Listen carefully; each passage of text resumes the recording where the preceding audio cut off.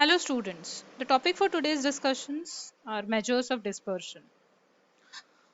A measure of dispersion typically speaks about the spread of your data. It talks about whether the data is more consistent or inconsistent. The more dispersed the data, higher the measure. The more compact the data, lower the measure. If each and every observation in your data set is equal, a measure of dispersion would be zero. Also remember, a measure of dispersion can never be negative. Few application areas of dispersion are stock markets, a production quality control, an employee's performance appraisal, etc.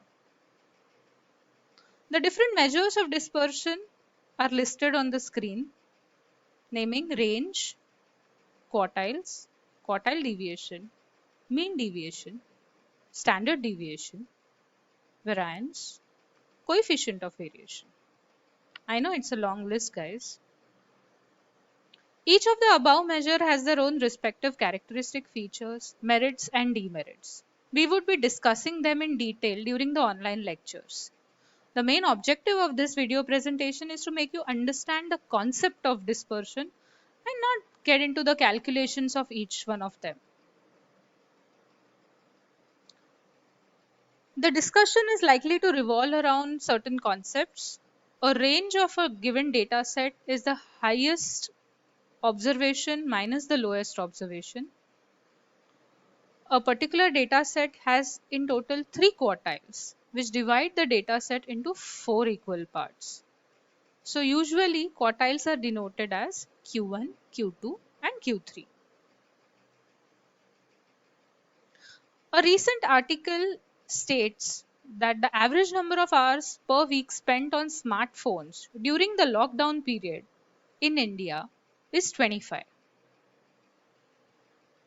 Now imagine this line to be your data. Suppose the data looks something like this. At the left, that is 11, the far end, it indicates that there is someone who probably is working from home, or probably a mother who is tending to her kids and has no time during the day or the week to spend on smartphones. On the far end, that is 41, there could be somebody out there who is unable to work from home, who doesn't want to do chores and is spending a lot of time on his or her smartphone. So the lowest value of this data set is 11. And if I have to divide the data set into four equal parts, quartile 1 would lie somewhere over here, quartile 2 would be 26, quartile 3 would be 34, and the highest value is 41, making the range of the data set equals to 41 minus 11, which is 30. Now let's try and truncate this data. A smaller version of the similar data set.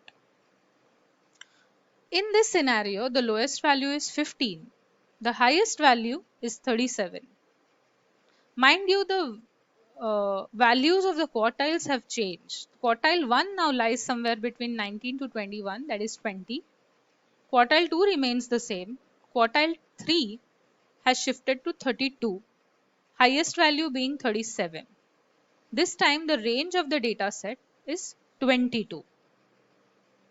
Remember what we just heard? The more dispersed the data, higher the measure of dispersion. Whereas the more compact the data, lesser the measure of dispersion. Let's look at the data from B-Town or Bollywood.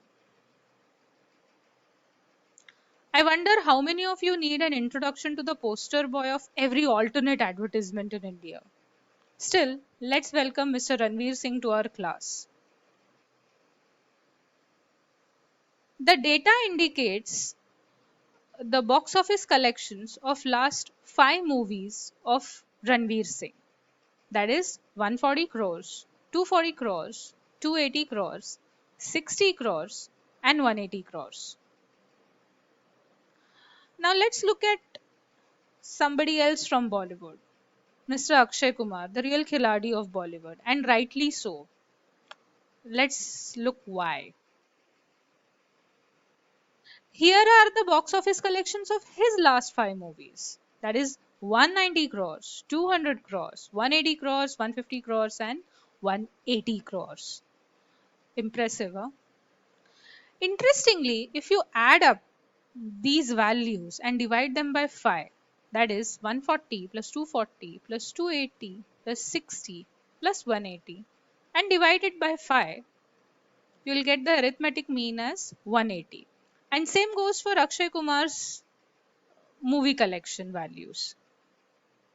Does that mean both these actors are similar performance at the box office? Can their performance at the box office be compared and deemed to be equal because the average is same? Sadly, no. The range and the standard deviation talk a completely different story.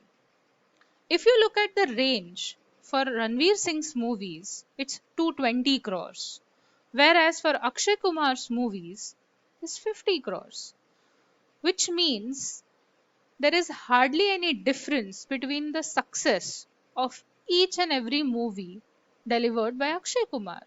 Whereas Ranveer Singh is likely to give a super hit followed by a flop. So if I were a movie investor, it will be less riskier for me to invest in Akshay Kumar's movies than Ranveer Singh's. No offense, Ranveer Singh, I'm still a fan, but I just may not bet on you. That's all from my side. Thank you so much.